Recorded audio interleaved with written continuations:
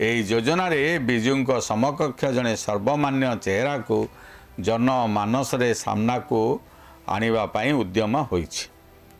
एही क्रमरे हरिकृष्ण महताबଙ୍କୁ बछा जाइछि।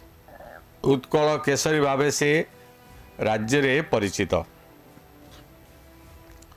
ओडिया अस्मितार सुरक्षा विषय को आगो को आनी बीजेपी तांकर 125तम जयंती वर्ष को बेस धूमधाम रे पालन करुछि।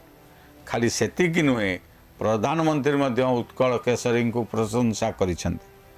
तांको द्वारा रचित ओडिशा इतिहास पुस्तक को पुनः उन्मोचन करा जाइछि।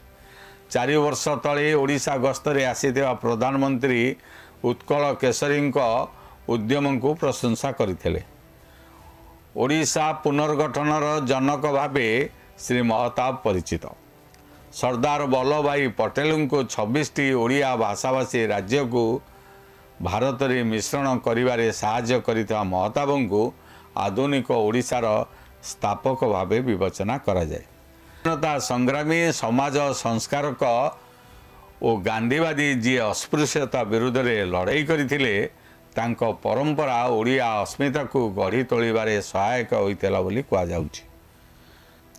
अपरपक्षरे महताब तांको जीवनर शेष भागरे से कांग्रेस रु बाहरी आसी स्वतंत्र दल गठन करथिले जार ना थिला जन कांग्रेस।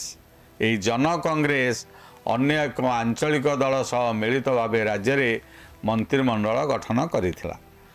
ताहा थिला राज्य रे प्रथम अण कांग्रेस मेंट सरकार। एपरिकी राज्य रे कांग्रेस विरुद्ध रे जो स्वर उत्तोलन होइथिला या ताहार प्रथम अध्याय थिला।